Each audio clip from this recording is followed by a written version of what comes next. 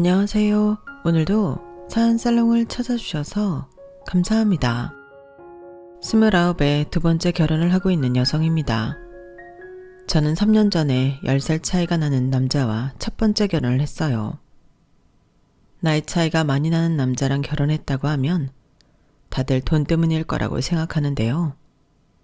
제 경우는 반은 맞고 반은 틀려요. 남편이 돈이 많은 건 사실이지만 꼭 그것 때문에 결혼을 결심한 건 아니니까요. 저는 초등학생 때부터 친구들과 잘 어울리지 못했어요. 그렇다 보니 따돌림도 많이 당했고요. 거기에는 여러 가지 이유가 있었겠지만 아무래도 부끄러움도 많고 내성적이기까지 한 제 성격 탓이 컸을 거예요. 마음은 친구들과 함께 뛰어놀고 싶은데 남들이 먼저 손을 내밀어 주기 전까지 다가가지도 못하고 같이 놀자는 말도 못했거든요. 그래서 늘 혼자였고 외로운 마음은 들킬까봐 오히려 아무렇지도 않은 척 다녔는데 그게 남들이 보기에 도도하고 잘난 척하는 걸로 보였나 봐요. 나이가 들면 이런 성격이 조금은 나아지지 않을까 했지만 몇 번의 사건 때문인지 오히려 어릴 때보다 더 내성적으로 변해버렸어요. 지금 이렇게 공개적으로 제 이야기를 하는 게 스스로도 신기할 정도로 말이죠. 그러면 왜 저 같은 성격인 사람이 큰 용기까지 내서 사연을 보내게 되었느냐? 그건 끝까지 들어보시면 알게 되실 겁니다. 제가 어릴 때 엄마한테 가장 많이 들었던 말은 예쁜 척 하지 마였어요. 눈에 넣어도 아프지 않을 딸한테 엄마가 굳이 이런 말을 했던 건 저희 엄마가 새엄마여서도 아니고 저를 미워해서 그랬던 건 더더욱 아니에요. 오히려 그 반대였죠. 엄마는 제가 걱정돼서 그랬던 거예요. 왜냐하면 저는 어릴 때부터 주변에서 예쁘다는 말을 많이 듣고 자랐는데 그로 인해 혹시라도 제가 건방지게 자라지 않을까 걱정이 돼서 그랬던 거죠. 제가 돌도 되기 전부터 저를 본 사람들은 다들 어쩌면 내가 이렇게 예쁘냐고 인형 같다는 말을 많이들 하셨어요. 특히 저희 아빠는 제 신발에 흙이 묻을 새도 없이 늘 저를 안고 사실 정도로 저를 무척 예뻐하셨어요. 그래서인지 제가 어릴 때 늘 안아달라고 엄마를 힘들게 하곤 했었나 봐요. 어디를 가나 예쁘다는 말을 듣고 살다 보니 세상에서 내가 제일 예쁜 줄 알고 상대가 예쁘다는 말을 안 해주면 심통을 부리기도 했다더군요. 그런 딸이 걱정됐던 엄마는 제게 경각심을 주는 차원에서 경고하셨던 거예요. 엄마의 이런 걱정 때문이었을까요? 제가 자라는 동안 엄마가 걱정하는 일은 벌어지지 않았어요. 그런데 그와는 조금 다른 문제가 생기게 된 거예요. 초등학교 2학년 때였는데 태어나서 처음으로 제게 단짝 친구가 생겼는데 그게 불행의 시작이 될 줄 누가 알았겠어요. 초등학교 1학년 때는 아직 스스로 무언가를 판단하고 결정할 수 있는 나이가 아니잖아요. 그러다가 1년간 학교에서 단체 생활을 하면서 사회성도 익히고 우리 문화도 경험하면서 변화가 생기기 시작한 거예요. 엄마들이 짝을 지어준 아이들과 어울리기보다는 내 마음에 드는 아이들과 직접 친구를 사귀게 된 거죠. 그렇게 만난 친구와 저는 좋아하는 애니메이션도 같고 좋아하는 색상도 같고 무엇보다 같이 있으면 신나고 좋았어요. 거기다 친구가 저랑 같은 학원에 다니게 되면서 마치 영혼의 단짝인 것처럼 늘 붙어 다니게 되었어요. 그런데 생각지도 못한 일이 생긴 거예요. 저랑 같은 유치원을 나오고 같은 학교에 같은 학원까지 다니는 남자애가 자기 생일 파티에 저를 초대한 거예요. 거기까지는 좋았는데 제 친구는 초대를 안 한 게 문제였죠. 저는 그 남자애가 저랑 유치원 때부터 알고 지낸 사이라서 나를 초대한 걸 거라고 말했지만 친구는 왠지 기분이 안 좋아 보였어요. 그리고 그 즈음부터 친구와 저와 거리를 두는 게 느껴졌어요. 학교가 끝나면 늘 같이 집에 가고 학원에 갈 때도 같이 만나서 가곤 했었는데 언제부턴가 제가 아닌 다른 친구랑 다니더라고요. 그래서 친구한테 왜 나만 빼고 다른 친구랑 같이 다니냐고 물었더니 수진이 너도 나만 빼고 진우 생일 파티에 갔잖아. 그건 진우 생일 파티니까 내 마음대로 할 수 없는 거였잖아. 그리고 내가 혜지 너한테 물었을 때 가도 된다고 했으면서. 그런다고 혼자 가면 어떡해? 내가 진우 좋아하는 거 알면서.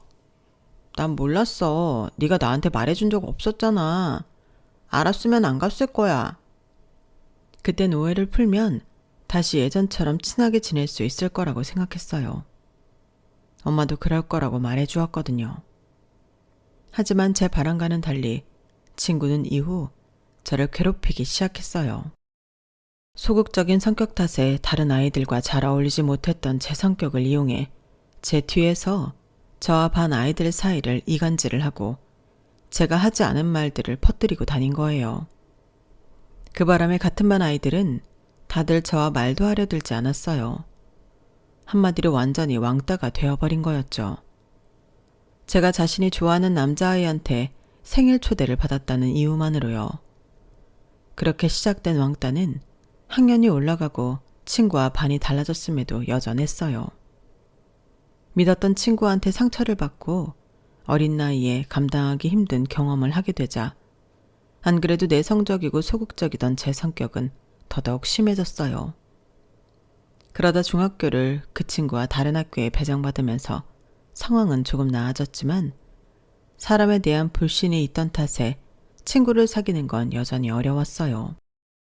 그러다 고등학교에 들어가서 다시 친구를 사귀게 되었는데 좋은 친구를 만났다는 안도감 때문이었을까요? 내내 가슴에 상처로 남아있던 초등학생 때 당했던 왕따 얘기를 친구한테 했는데 그 일로 또다시 배신을 당하게 된 거예요. 그날은 친구가 청소당번이라서 제가 운동장 스탠드에서 친구를 기다리고 있었는데 아무리 기다려도 나오지 않더라고요. 그래서 교실로 가봤더니 글쎄 같은 청소조 아이들한테 제 이야기를 하고 있지 뭐예요. 니들도 알지? 수진이 초등학생 때부터 왕따였던 거. 불쌍해서 같이 놀아주긴 하는데 가만 보면 왕따 당하는 애들은 그럴 만한 이유가 있는 것 같긴 하더라고. 그래? 난 걔랑 말을 해본 적 없어서 잘은 모르지만 애는 괜찮은 것 같던데. 얼굴도 예쁘고. 야, 걔가 뭐가 예쁘냐? 걔 그거 다 고친 얼굴이잖아. 진짜? 전혀 티 안 나던데? 걔네 아빠가 성형외과 원장이잖아. 걔 쌍꺼풀 수술한 거야. 원판 사진 보면 완전 토 나온다니까? 대박. 2학년 선배 중에 수진이 좋아하는 오빠들 꽤 있다던데? 그 사진 퍼지면 난리 나겠다. 너 혹시 그 사진 가지고 있어? 있으면 좀 보여주라. 야, 너라면 수술 전 사진 남한테 보여주겠냐? 나도 걔네 집에 놀러 갔다가 몰래 딱 한 번 봤을 뿐이야. 친구는 제가 하지도 않은 수술 얘기를 지어내며 제 흉을 보기 시작했고 반 아이들은 그 말에 흥미를 보이며 맞장구를 쳤어요. 내가 성형수술을 했더니 정말 어이가 없었어요. 저희 아빠가 성형외과 원장인 건 사실이지만 저는 정말 얼굴에 손을 댄 적이 없었거든요. 제가 원한다고 했어도 저희 아빠가 안 해주셨을 거예요. 저희 아빠는 세상에서 제가 제일 예쁜 줄 아시는 분이시거든요. 그런 딸한테 수술을 권하다니 말도 안 되죠. 도대체 왜 친구들이 저를 이렇게 미워하는지 모르겠지만 같은 일을 2번 당하고 보니 이미 내성이 생겨서 그런가 이번엔 화가 나긴 했어도 마음의 상처는 전보다 덜했어요. 하지만 이번 일로 저는 친구라는 존재에 대해 아예 마음을 닫게 되었어요. 그렇다고 해서 없는 말을 지어내 저를 이상한 사람으로 몰아가는 친구를 그냥 두고 볼 수는 없었어요. 그래서 교실로 들어가 애들 앞에서 말을 했어요. 김자영, 내가 성형수술을 했다는 그 말 증명할 수 있어? 내가 어디를 고쳤는데? 눈? 아니면 코? 눈이 있으면 와서 봐. 수술했으면 수술 자국이 있어야 하는데 내 눈엔 그런 거 없잖아. 코도 이렇게 손으로 뭉개도 멀쩡하고. 그런데도 수술을 했다고? 말해봐. 내가 정말 수술한 거니? 김자영, 말해보라고. 아니, 난 그냥 너희 아빠가 성형외과 의사니까. 아빠가 성형외과 의사면 그 딸들은 다들 성형수술하니? 너는 그게 말이 된다고 생각해?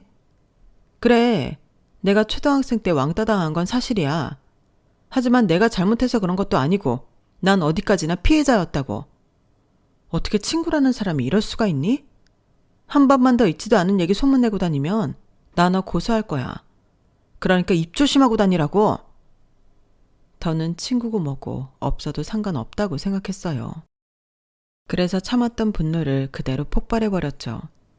그랬더니 다음 날로 학교에 소문이 퍼지더라고요. 제 성격이 장난 아니라고요. 더러운 성격 탓에 친구가 없는 거라나 뭐라나. 그때부터였던 것 같아요. 속에 가시를 세우고 살게 된 거는요. 고등학교를 졸업하고 항공운행학과를 나와 승무원 생활을 할 때도 저는 늘 혼자였어요. 2번이나 친구한테 받았던 상처 때문이었는지 혼자 있는 게 외롭다고 느껴지지는 않았어요. 오히려 어떤 면에선 편하게 느껴지더라고요. 나를 헐뜯고 괴롭히는 사람들을 친구라는 이름으로 옆에 두기보다는 차라리 혼자 마음 편히 지내는 게 낫겠다 싶었으니까요. 승무원 생활은 몸은 고단했어도 해외 곳곳을 가볼 수 있어서 좋았어요. 스케줄상 길게 여행을 할 수는 없었지만 혼자 낯선 도시를 즐기기에는 충분한 시간이었거든요. 내일을 즐기고 빠져서 살았기 때문에 사실 연애를 할 시간이 없었어요. 연애할 시간이 없었다는 거지 사람을 만날 시간까지 없는 건 아니었어요. 비행 중이나 비행을 마친 뒤 의외로 남자 승객들로부터 여러 번 대시를 받곤 했거든요. 그 밖에도 동료나 선후배들이 소개팅 주선을 하기도 했어요. 물론 매번 거절을 해왔죠. 하지만 그날만큼은 그러지 못했어요. 제가 도움을 받을 일이 있는 선배의 주선이었거든요. 내 친구 동생인데 대학도 좋은 데 나왔고 세무사니까 직업도 훌륭한데 연애를 안 하겠다는 거야. 인물이라도 빠지면 말도 안 해. 그 잘난 애가 왜 아직까지 연애도 안 하고 사는 건지 원. 내 친구랑 친구 어머니가 한 걱정이라니까. 아무리 여자에 관심 없는 녀석이라지만 수진 씨라면 녀석도 마음이 흔들릴 거야. 모든 주선자들이 다들 그러겠지만 선배 역시 자신이 소개하는 남자에 대해 인물, 학벌, 직업까지 뭐 하나 빠지지 않는 사람이라며 입에 침이 마르도록 자랑을 했어요. 이런 경우 정작 만나보면 그렇지 않은 경우가 더 많지만요. 그래서 큰 기대는 않고 약속 장소에 나갔어요. 그런데 웬걸? 정말 선배가 했던 말 그대로더라고요. 딱 한 가지만 빼고요. 그건 바로 인성이었어요. 처음 보는 상대 앞에서 어찌나 무례하게 굴던지. 제가 남자 못 만나서 안달이 난 사람도 아니고 자기 아니면 안 되는 사람도 아닌데 마치 자신이 하회와 같이 큰 아량을 베풀어 한번 만나준다는 식으로 나오지 뭐예요. 승무원 월급이 뭐 얼마 되나? 애들 껌값이지. 아, 나 그쪽을 무시해서 그러는 게 아니라 내 월급에 비하면 그렇다는 거예요. 나 같은 전문직들이 월급이 센 건 사실이니까. 그래서 그쪽도 소개팅에 나온 거 맞잖아요. 학벌 좋고 직업 확실하고 돈도 잘 버는 남자 만나려고. 거기다 나 정도면 외모도 어디서 안 빠지는 수준이니 여자 입장에선 완전 땐 잡는 거지. 물론 내가 만나준다는 전제하에 말이지만. 승무원 생활을 하면서 별의별 사람들을 상대해온 저였지만 이 남자 정도면 그 중에서 상급에 속할 정도로 개차반이었어요. 그래서 저도 모르게 진상 승객을 대할 때 나오는 가짜 미소를 짓게 되더군요. 일종의 방어 전술처럼요. 그랬더니 그걸 또 곡해했는지 그러네요. 그쪽은 내가 무척이나 마음에 드는 모양인데 솔직히 나는 아직 30% 정도? 그 정도밖에는 마음이 안 열리네요. 내가 좀 허들이 높은 사람이라서. 솔직히 나 정도 되는 사람이면 그래도 되잖아요. 안 그래요? 승무원 생활 해봤자 우리 회사 고졸 여직원 월급 수준인데 억대 연봉 남자 만나 팔자 고치면 인생 승리 아닌가? 친구들 앞에서도 어깨에 힘줄 정도는 되잖아요. 그러니까 나한테 잘 보여봐요. 아양을 떨든 유혹을 해보든 혹시 아나? 가상에서 점수 좀 올려줄지.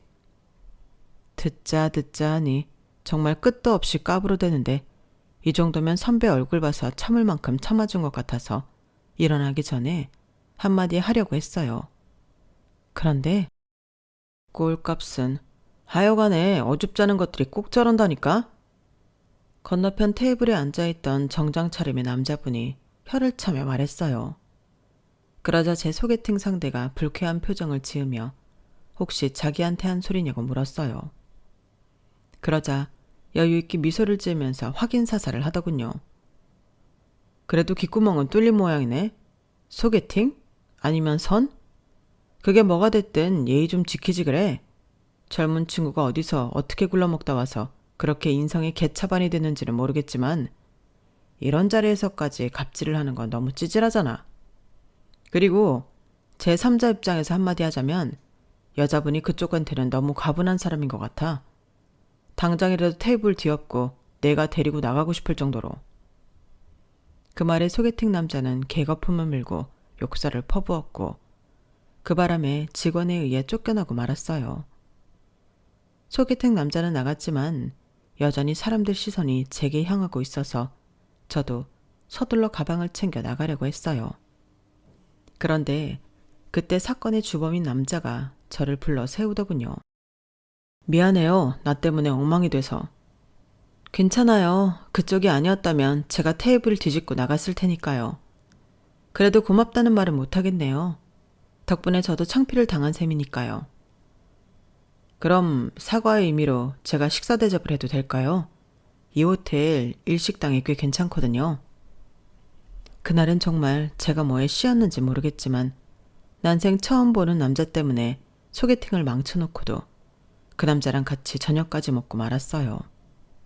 딱 봐도 저희 집 막내 삼촌 또래로 보이는 남자는 행동 하나하나가 여유롭고 자연스러워 보였어요. 제 또래 남자들한테는 볼 수 없는 그런 모습에 저도 모르게 편안함을 느꼈던 것 같아요. 대화할 때나 어떤 행동을 할 때 강압적이지 않으면서 자연스럽게 리드해 나가는 모습도 꽤 인상적이었어요. 어릴 때 친구 문제로 힘들었던 탓에 사람에 대해 일단 철벽부터 치고 보는 저조차도 경계심을 무너뜨릴 정도로 편했거든요. 그래서 그날 사건 이후에도 저는 이 남자와 연락을 이어가게 되었어요. 소개팅 남자는 기억도 안 날 정도였거든요. 다음날 소개팅을 주선한 선배는 소개팅 자리에서 무슨 일이 있었냐고 묻더군요. 그래서 있는 대로 다 얘기해줬더니 너무 미안하다며 몇 번이나 사과를 했어요. 평소 잘난 척을 좀 하기는 하는데 자기 누나 친구라 편해서 그런가 보다 했다며 평소에도 그런 줄 알았다면 소개팅 주선은 안 했을 거라고 엄청 미안해했어요. 사실 저로서는 소개팅 남자 덕분에 괜찮은 남자를 만나게 됐으니 오히려 고마울 정도인데 말이에요. 결혼은 사랑하는 사람이 아니라 편한 사람이랑 하게 된다고 하더니 저 역시 그랬어요. 예상치 못한 일로 만나게 된 우리는 1년 가까이 연애를 이어가다가 결혼까지 하게 되었거든요. 나이 차이 때문에 혹시라도 저희 부모님이 반대하시진 않을까 걱정했는데 의외로 나이에 대해서 문제 삼지 않으시더라고요.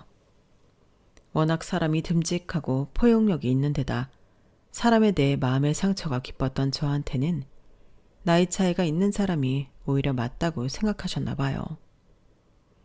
사실 저도 그런 점 때문에 남편과 결혼을 결정했지만요. 걱정했던 나이 차이는 문제없이 넘어갔지만 그렇다고 결혼까지 순조로웠던 건 아니에요. 어머님이 제가 일을 하는 걸 반대하셨거든요. 아니, 우리 아들이 벌이가 남들만 못한 것도 아니고 내가 널 시집살이 시키겠다는 것도 아닌데 왜 나가서 일을 하겠다는 거니?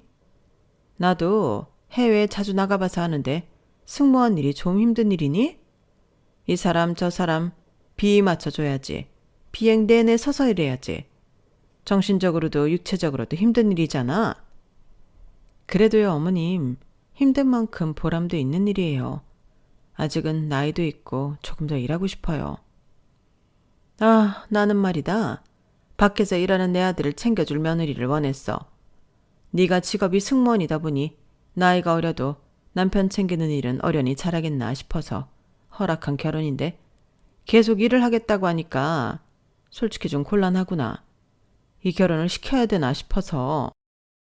대부분의 한국 시어머니들이 그렇겠지만 아들의 아내가 아닌 아들을 키워줄 자신의 분신을 며느리라는 이름으로 드리고 싶어 하는 것 같았어요.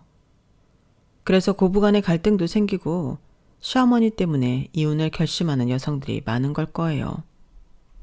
제일 문제는 상견례 자리에까지도 양가 부모님들 간의 설전이 이어졌고 결국 제 남편의 중재 덕에 좋은 쪽으로 결정이 났어요.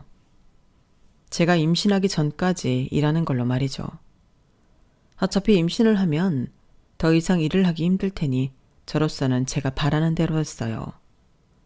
결혼식 준비를 하면서 알게 된 건데 남편은 제가 알던 것보다 재력이 더 좋은 사람인 것 같았어요. 결혼식장도 그렇고 우리가 살 신혼집도 그렇고 누가 봐도 입이 떡 벌어질 정도였거든요. 유명 연예인들과 재벌 자녀들이 주로 식을 올리는 유명 호텔 결혼식장과 연예인들과 유명 인사들이 이웃인 고급 빌라는 모두 남편이 준비했어요.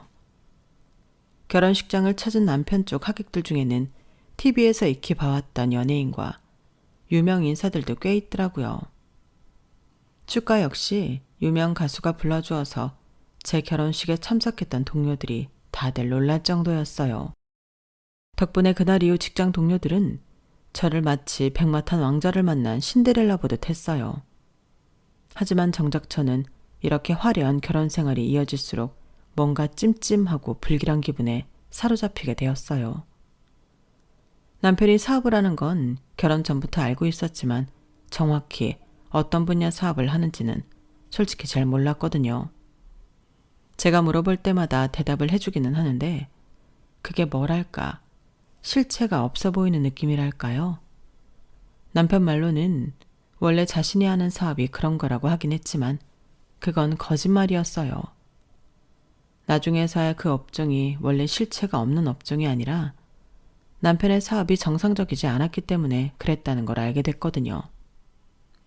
남들이 보기에는 뭐 하나 아쉬울 것 없이 풍요롭고 화려한 결혼 생활로 보였겠지만 저는 살얼음판을 걷는 심정으로 하루하루를 보내면서 반년이 지났어요. 그 사이 시어머니는 왜 아이가 생기지 않는 거냐고 저를 데리고 한의원에도 가시고 난임 클리닉에도 예약을 권하셨지만 무사히 직장 생활을 이어갈 수 있었어요. 그러던 어느 날이었어요. 하루는 시어머니께서 전화를 하셨더라고요. 할 말이 있으시다며 저희 집으로 오시겠다는 거예요.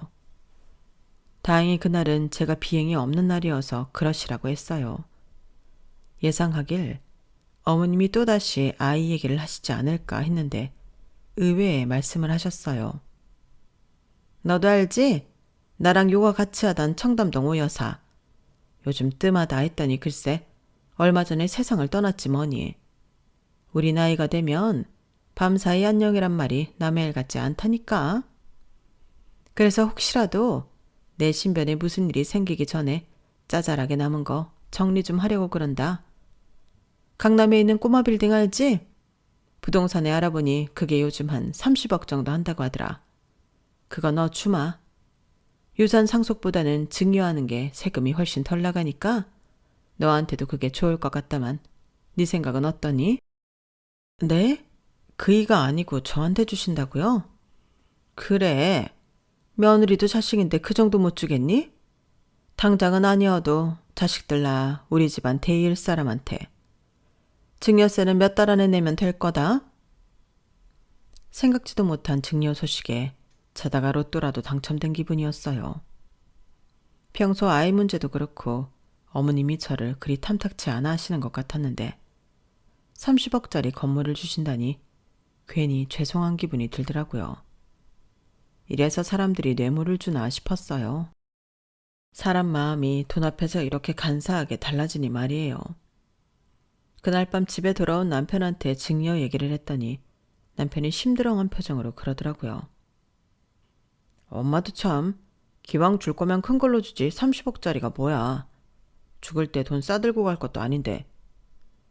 여보, 무슨 말을 그렇게 해요.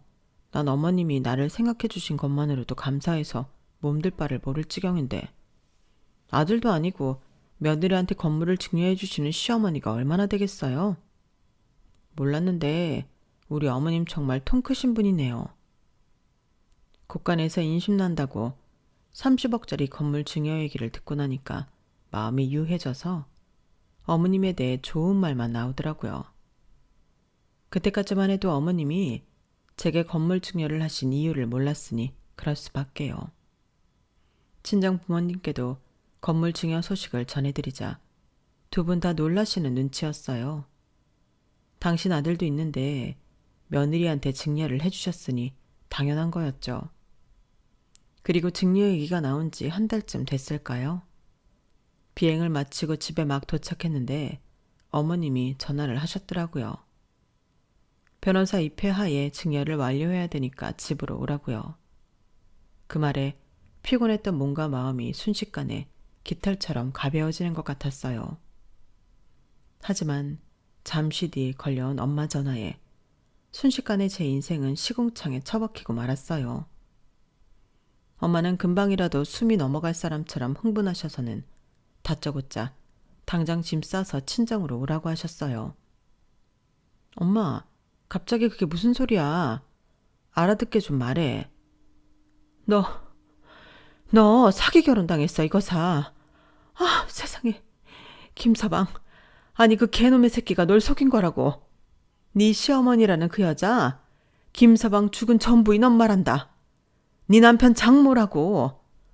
세상에 어쩜 이렇게 사람을 감쪽같이 속일 수가 있니? 어떻게 내 딸 인생을 이렇게 망가뜨릴 수가 있냐고. 수진아, 길게 얘기할 시간 없다. 당장 집으로 와. 그 집에서 어서 나오라고. 속사포처럼 쏟아내는 엄마의 말에 정신이 멍해졌어요. 남편의 전부인은 뭐고 시어머니가 내 남편 장모라는 건 또 무슨 소린지 도저히 이해가 안 갔거든요.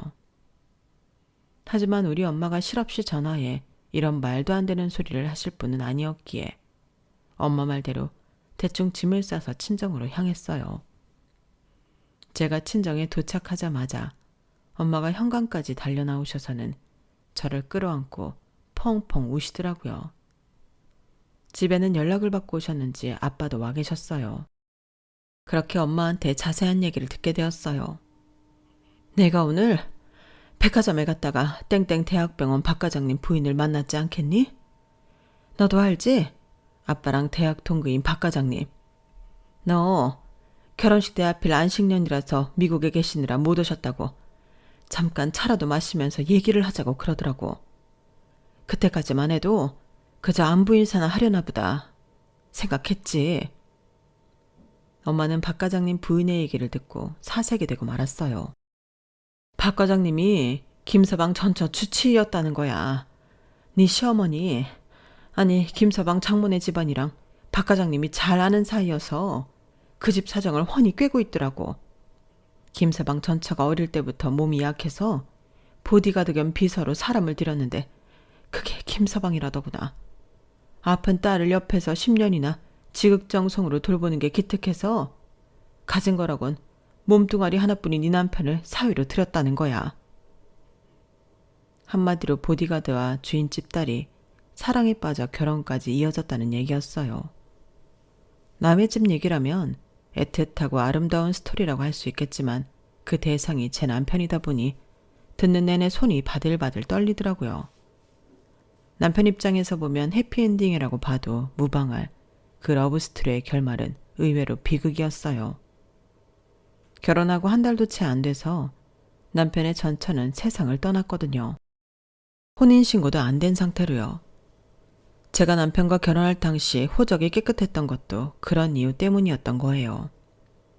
가족도 없이 아픈 딸 하나만 바라보고 살던 남편의 장모는 얼마 살아보지도 못하고 아내와 사별한 사위가 불쌍해서 그랬는지 아니면 10년 넘게 자기 딸을 보살펴준 게 고마워 그랬는지 제 남편을 아들처럼 품어주셨던 거예요. 돈 많은 장모를 등에 업고 사업을 시작한 남편은 특유의 배짱과 수완으로 사업을 키워나갔지만 사실 빚 좋은 개살구에 불과했어요. 유명 연예인들과 TV에 얼굴을 자주 비추는 유명인들을 앞세워 했던 사업은 겉으로 보여지는 건 화려했지만 실속은 없는 깡통회사나 다름없었거든요. 그 많던 재산을 사위사업에 물심양면으로 투자해오던 장모는 가진 재산 다 털어먹힐 때까지도 사위에 대한 믿음을 놓지 않았던가 봐요. 그러다 더는 어떻게 정리할 수도 없을 정도로 빚과 엄청난 세금에 몰리자 장모와 사위는 먹잇감 물색에 나섰던 거예요. 그렇게 걸린 게 바로 저였던 거죠. 강남에서 꽤 이름 있는 성형외과 원장, 무남 동료인 저는 두 사람의 구미에 딱 맞는 조건이었어요. 네가 안사돈한테 건물 증여 받게 됐다는 얘기 듣고 얼마 안 돼서 안사돈이 집으로 전화를 했더라. 건물 증여해주는 대신 자기한테 현금 3억을 달라고. 당장 정리해야 할 세금이 있는데 부동산 처분해서 정리하려고 했더니 시간도 들고 세금이다 뭐다 돈 나갈 일만 느는 것 같아서 차라리 너한테 건물 증여해주기로 한 거라나? 30억짜리 건물 주면서 현금 3억 달라는데 그거 못 주겠니? 그래서 네 아빠랑 그렇게 하기로 했는데 너도 알잖니? 네 아빠가 얼마나 깐깐한 사람인지. 마트에서 500원짜리 껌을 한 통 사도 영수증 달라고 하는 양반 아니니. 안사돈은 바로 3억을 보내달라고 했는데 네 아빠가 너한테 건물 증여하는 거 서류 정리될 때까지는 안 된다고 미룬 거야. 그땐 내가 네 아빠한테 사람이 왜 그렇게 쪼잔하냐고 난리쳤는데 지금 생각해보니까 네 아빠 아니었으면 피 같은 3억 홀라당 날릴 뻔했지 않겠니? 그런데 오늘 박 과장님 부인 만나서 얘기 듣고 혹시나 해서 알아봤더니 세상에 말이 30억대 건물이지 완전 속빈 깡통이더라고. 근저당에 불법 건축으로 벌금이 어마어마한 데다 세입자들이랑 법정 소송까지 걸려있는 거야. 거기다 증여세까지 내고 나면 오히려 마이너스더라니까. 이것들이 가지고 있어봐야 돈만 나가는 애물단지를 너한테 폭탄 넘기듯이 떠넘기려고 했던 거라고. 그래놓고 우리한테 가진 생색 다 내가며 돈까지 뜯으려 들다니 어쩜 사람이 그럴 수가 있니? 그뿐이니 멀쩡한 사업가인 줄 알았던 김서방이 불법 선물업체를 운영해온 사기꾼이라니 어떻게 인간들이 이럴 수가 있냐고. 내 딸 인생 불쌍해서 어떡해. 결국 엄마는 참았던 울음을 터뜨리셨고 아빠는 낮은 한숨을 쉬시며 고개를 돌리셨어요. 한마디로 남편과 시어머니 사이도 그렇고 제게 준다던 건물도 그렇고 남편의 직업까지 뭐 하나 상식적이고 온전한 게 없었어요. 제 결혼은 완전히 사기 그 자체였던 거예요. 이제 더는 사람한테 상처 입지 않으려고 그렇게 몸 사려가며 살았는데 이런 막강 빌런을 만나게 될 줄 누가 알았겠어요. 그런데 이상하게도 가슴이 아프다거나 내 인생이 무너졌다는 비관적인 생각은 들지 않고 오히려 시원하다는 생각이 들더라고요. 길지는 않았지만 그동안 결혼 생활을 하면서 느꼈던 원인 모를 찜찜함이 시원하게 풀린 기분이었거든요. 부모님은 어릴 때부터 친구 때문에 상처를 받아 마음고생했던 제 걱정을 하셨지만 오히려 그 순간 가장 멀쩡하고 이성적인 사람은 부모님이 아닌 바로 저였어요. 아마도 그간 제가 받았던 상처 때문에 내성이 생겨서 그랬던가 봐요. 그날 시어머니는 제게 몇 번이나 전화를 하셨고 저는 전화를 받지 않았어요. 그러자 왜 안 오냐며 몇 번이나 닭달 문자를 보내시더군요. 급기야 남편까지 전화와 문자를 해대는데 이것들이 아주 똥줄이 탄 모양이다 싶었어요. 장모와 사위가 제게 줄기차게 전화를 하는 사이 저는 이혼 전문 변호사 사무실을 찾아가 상담을 했어요. 혼인 무효 소송이 가능한지 여부와 남편과 시어머니를 통해 피해 보상금을 얼마나 받을 수 있을지 알아보기 위함이었죠. 제 상담을 맡아주었던 변호사는 제 상황을 듣고는 헛웃음을 터뜨리더라고요. 죄송합니다. 이수진 씨 얘기를 듣다 보니 이혼한 전처랑 가족들이 생각나서요.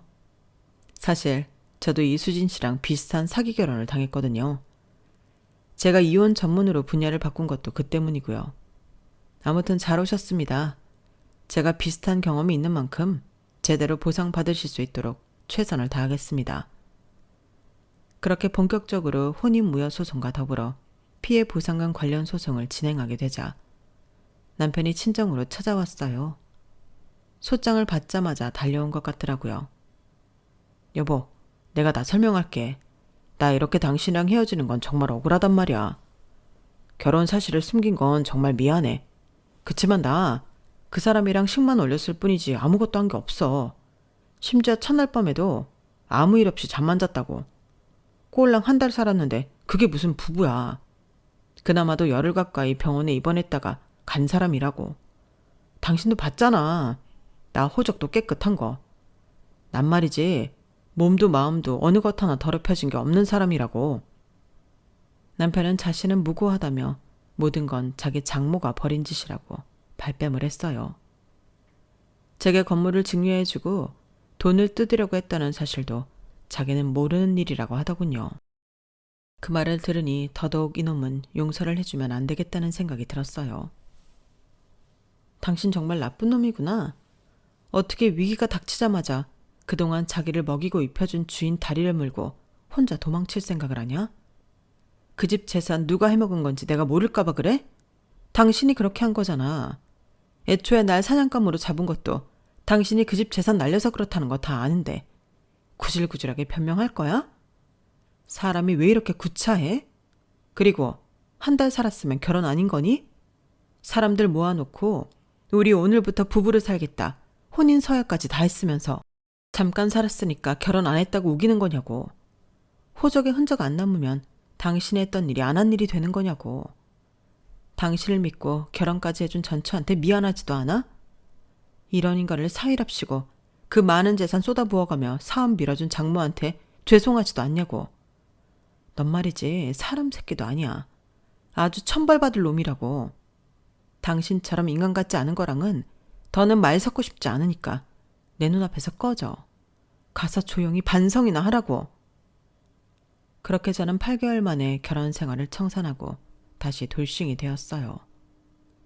혼인 무효 소송에서 승소했기 때문에 정확히는 미혼 상태로 돌아온 거였지만 그렇다고 제가 결혼한 사실이 없어지는 건 아니잖아요.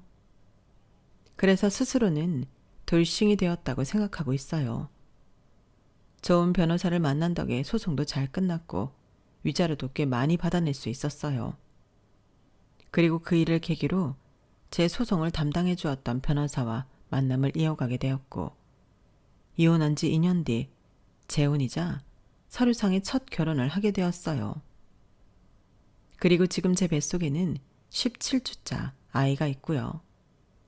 두 번째 남편은 저와 비슷한 이혼 경험을 가지고 있어서 그런가 사귀기 전부터 서로 통하는 부분이 많았어요. 그럼에도 결혼을 서두르지 않았던 건 둘 다 한 번의 실패를 경험한 탓에 아무래도 신중하게 진행할 수밖에 없었기 때문이었죠. 사람들이 그러더라고요. 똥차 가고 벤치 온다고. 사실 살면서 그런 경험을 하는 건 극히 드문 일이겠지만 현재 제 상황을 보면 그 말처럼 적절한 표현도 없을 것 같네요. 한 번의 실패 끝에 올라탄 벤치를 타고 앞으로 펼쳐진 인생의 굴곡을 무사히 넘겨보겠습니다. 지금까지 제 사연을 들어주셔서 감사합니다. 들어주신 모든 분들 꽃길 걸으시고 부자 되세요. 여러분, 사연 댓글에 응원과 현명한 조언 부탁드려요. 좋아요와 구독은 저에게 큰 힘이 됩니다. 오늘도 좋은 일 가득하세요.